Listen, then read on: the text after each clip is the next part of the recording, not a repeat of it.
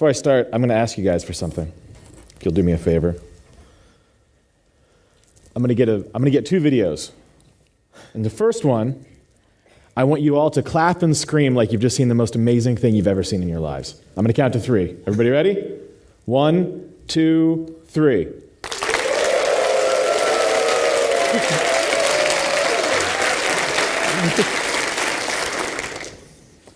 And the next one, I want you to boo.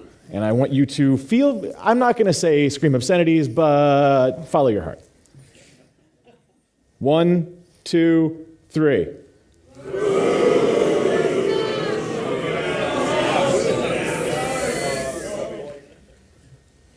All right, so when I'm done here, whichever one I feel is accurate, that's what my mom gets to see. That was also me giving you something, which is license. I want you guys to feel free as I'm talking, not to yell things out, but feel free to laugh. Feel free to have human reactions to things that I say, because you should. Don't feel like just because it's a little bit early in the morning and you're in a very fancy-looking room that you need to be super reserved.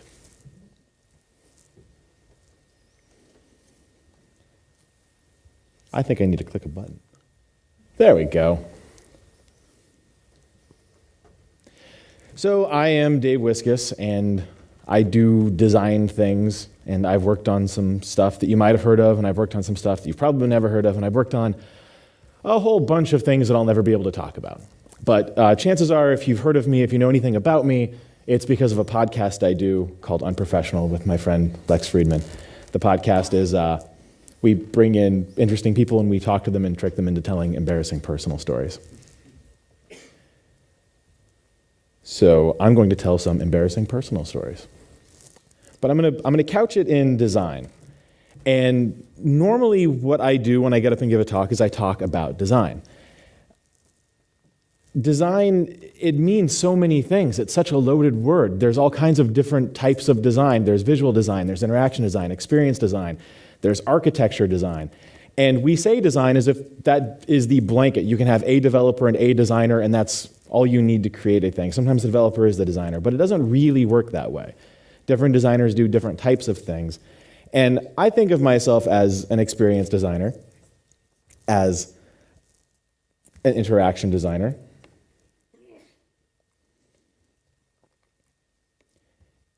And so what I'd like to talk about isn't designing software so much as it is designing you, your experience, your human interactions.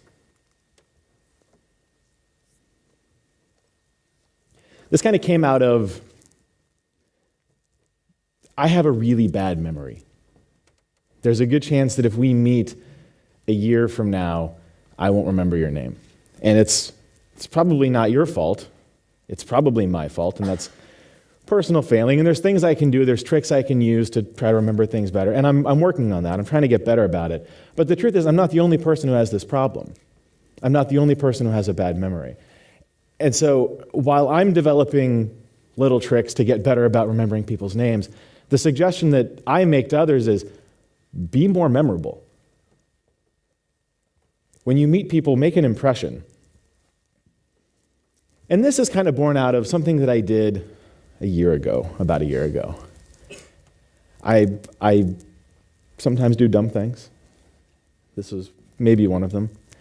I was in Amsterdam for a conference, and I met a girl, like you do. And it was great, and I fell in love, and it's, this kind of, bad cliche movie romance. I chased after a moving train at one point. And I decided when I came back that I needed to pursue this. I needed to go back, and I needed to see if this could work. So I moved to Amsterdam. It seemed like a really good idea at the time. So I get there, and it was maybe 3 or 4 weeks before, turns out me moving there didn't go over so well with work. They didn't care for that. So I lost my job. And after that, I called her and I said, hey, I'm having a really bad day. I just lost my job. And she's like, yeah, we should stop seeing each other. I'm going to call that a bad weekend. So I found myself single, semi-homeless, and unemployed in a foreign country. Some people might call that a bad decision. I don't really see it that way. I don't regret it. It was a really good experience. I met some cool people. I made a lot of friends. In fact, I just went back about a month ago to visit. And it really does. It feels like a second home to me. I don't think that the way I see life in the world around me would be the same if I hadn't gone through that.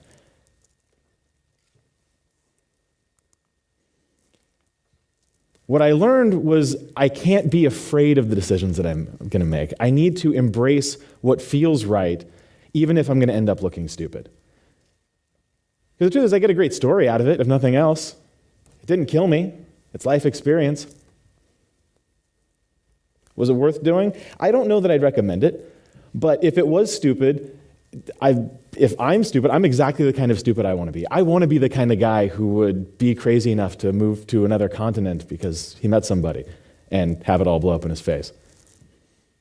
Because I'm also a musician. That stuff powers writing sad songs.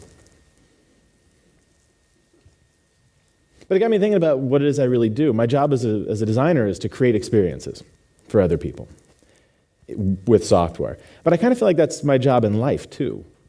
More than my design work, what people probably know me for is personality, for better or worse. Some people like me, and some people very much do not. And I'm okay with that, because I am who I am, and I'm very, I don't want to say comfortable, but I'm very open about who I am. And ultimately, if that is memorable, that's going to serve me more than it's ever going to hurt me. It might even be my greatest strength. I don't want to talk about nerd stereotypes. I don't like to do we're all nerds, we're antisocial, and all of that. I think that's cliche and probably not true. I mean, if you guys are sitting in this room, you've already left your houses proving all those people wrong. But being the sort of person who can get on a stage, I wasn't born this way, and I'm willing to bet that a good fair bit of you weren't either. This is my friend Brent Simmons. He's if you've ever used NetNewsWire or Glassboard, this is the guy. A few years ago, I was at a conference in Austin, and one night after sessions, we all go out, and we end up in this hotel lobby for drinks. And in this hotel lobby, there was this baby grand piano that they had turned into a table. So there's a big piece of piano-shaped glass on top of the piano, and we're all standing around drinking, and the keyboard to the piano was locked. And Brent plays piano, and we had joked, wouldn't it be funny if we could get the key? And so rather than just laughing at this and going about drinking, Brent goes over to a waitress. He's a very charming man, charms the key out of her, unlocks the keyboard, and leads the hotel lobby bar in a sing-along for the next couple of hours. It, frankly, might be one of the coolest things I've ever seen. But he wasn't afraid to make himself known. He wasn't afraid to be loud. He wasn't afraid to draw attention to himself. The other trick is to not be afraid to have opinions, and that's kind of where it starts for me. If I think something, I tend to say it. Again, this can get me in trouble sometimes. But I don't like to hold those things in any longer than I have to. And it's fed into a feeling of, I don't want to say, maybe notability, where if you're being observed, being opinionated, those things stick. You develop a reputation, good or bad. But the point is you have to be able to leave your comfort zone. There's going to be people who don't like it, but that's fine. That just means that they can hear you. I was invited to Ireland to play with Jim Dalrymple in a band last month for a conference. And I initially said no, not because I didn't really want to do it, but because, I don't know, he's a classic rock guy, and it was going to be cover songs, and I prefer to do my own stuff, and I don't know, it was kind of a little bit outside of my range. And I got to thinking about it, though, and what I was really doing was avoiding it because it seemed hard. It seemed like something I might not be good at. I'd been in bands for a long time, and I'd like to think that I'm fairly comfortable on a stage. But there's a big difference, for me at least, between getting up and doing a talk like this and getting up and singing. And singing has always been the thing that I've been most nervous about. So to get up and do that in front of a group of my peers, people who actually know me, was especially intimidating. But I thought about Brent, and I thought about that piano, his magical piano. And what really happened when he got up and played, when he got the key and sat down and played for everybody, is he just kind of didn't give a shit. He just wanted to rock out and have a good time. He wasn't wrapped up in his own stuff. He didn't care if it sounded good. He just wanted to have fun. It was his confidence, so much more than any musical ability he had, that made it fun, that made that a great night. So I finally said yes to Jim. And as a result, I got to spend a week in Dublin rehearsing with the band. I got to perform music in front of people again, which I hadn't done in a couple of years. And when I approached it with the same level of confidence that Brent had approached his thing, it turned out to be a really great experience. And when I came off stage, people were rushing up like, "Oh my God, I had no idea you could sing." And I said, "Me either." Who knew? Like being in a band, they say in music you should surround yourself with people who can play better than you because they're going to teach you to play better. It's the only way you can get better. It's pretty easy to apply that to what we do, making software, making things. But I think it matters socially too. There's going to be people in your life, people around you that help you shine, and then there's going to be the people who want to outshine you. And it's worth spending the time to think about which category your friends and your colleagues tend to fall into. Make sure you gravitate toward the people who can call you on your shit, but without making you feel small for it. The people who make you feel like you're doing something, not like you're just a small part of something.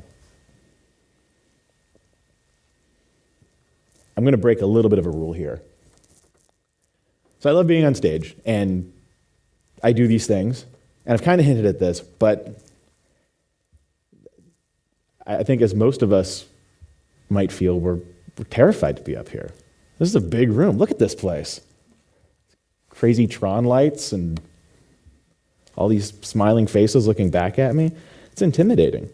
All of my social awkwardness from when I was a kid, all of my social awkwardness from now, all of my fears, my fear of failure, my imposter syndrome. This is the moment at which they're all weighing down, and the best I can possibly do is hope that I can pretend, that I can fake it and look cool and give a good talk. You can't let it show. I got flown most of the way around the world to be here, to talk and share my experiences. And of course I'm nervous. Why me? Why should I be here?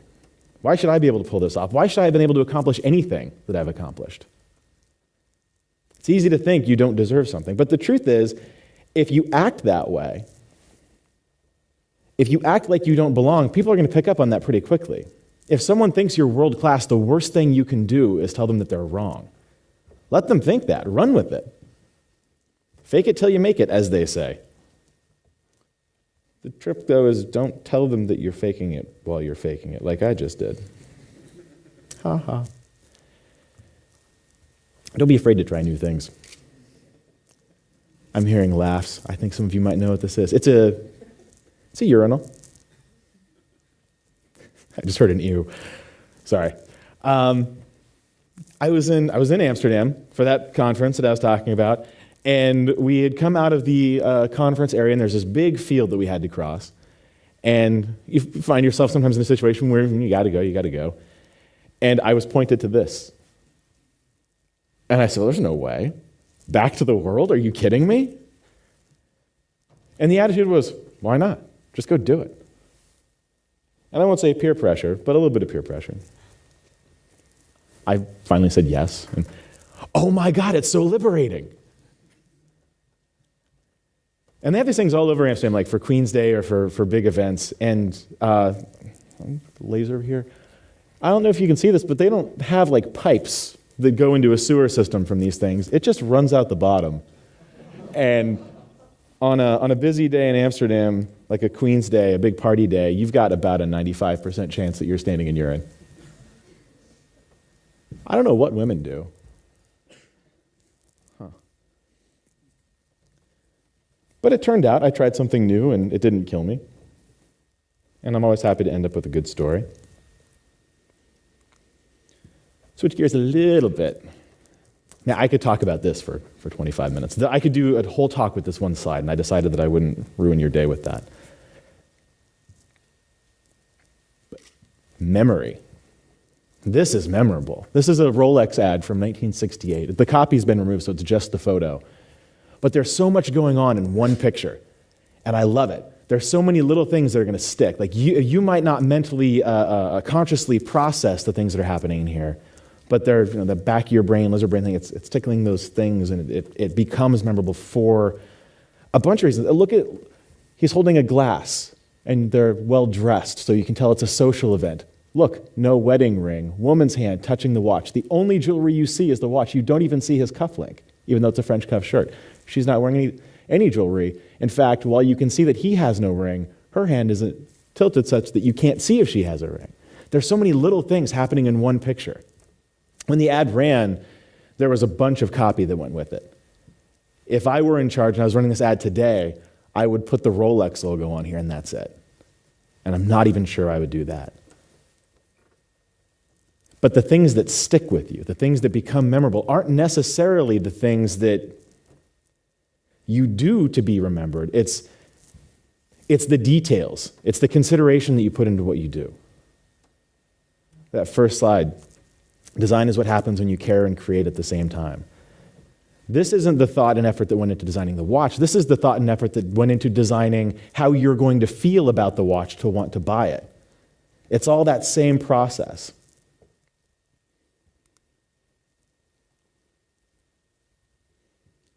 When you're building something, you have to ask yourself honestly, will anybody care about this in 100 years? It's okay if the answer is no. Because in the end, your real product isn't what you're making, it's you. If you are a great product, you're going to make better things. If you are a more interesting product, you're going to make more interesting things. You're going to work with more interesting people. Not everything you touch needs to change the world. Certainly not if your goal is for you to change the world. The point is to gain perspective. Don't build things just for the sake of building them, and try not to do it for the money. The money's nice, but build things that you love. Contribute your own voice to the world. They were closed when I found this, so I don't know what a sexy pizza is. I don't know if the pizza is sexy. I don't know if the people who make the pizza are sexy. But someone had an idea, they didn't care that it was unusual, and they went for it. And they made something that presumably others had not yet made. But it matters to put yourself into what you, well, not literally, but put yourself into your work. I've got one more story. My hair was a little shorter then. But in this story, I'm the asshole. My picture up there. So Amsterdam again. The way back. Before I moved, before any of that, I'd met this girl, and I was so excited. And when I had to leave, it was a really tough moment.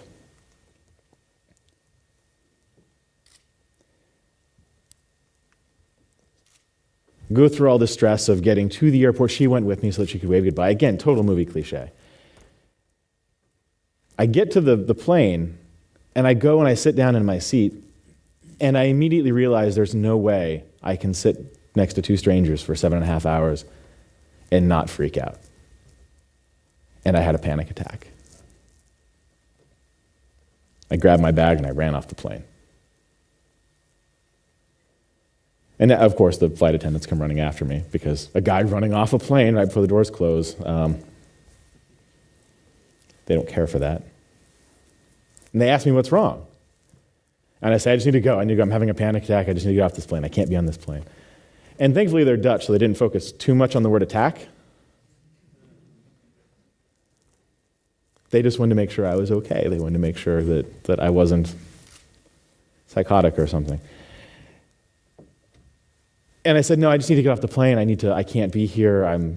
I feel like I'm being buried alive. And there's like 5 of them surrounding me. I'm like, no, you guys got to, come on, just give me a little bit of space. And so they decided they're going to elect a leader to talk to me, to convince me to get back on the plane. And so they chose the captain, the pilot. And he's asking me, well, what's wrong? What's going on? What do you need? I'm like, I'm having a bad day. I'm having a panic attack. I need to get off this plane. Like, I just need to go. I need to go. I can't be here.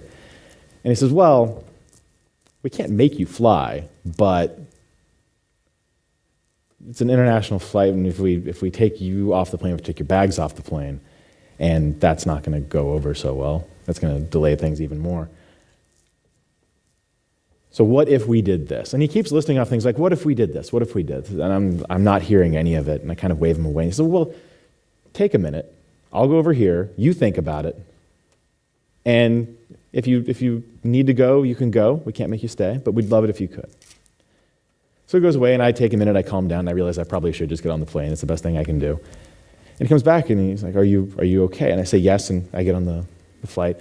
Man, I should have been listening to that list, because there was all sorts of great stuff. They sit me down, they change my seat. I'm suddenly in first class, 8 feet of legroom in front of me, nobody on either side. It's like an apartment by airplane standards.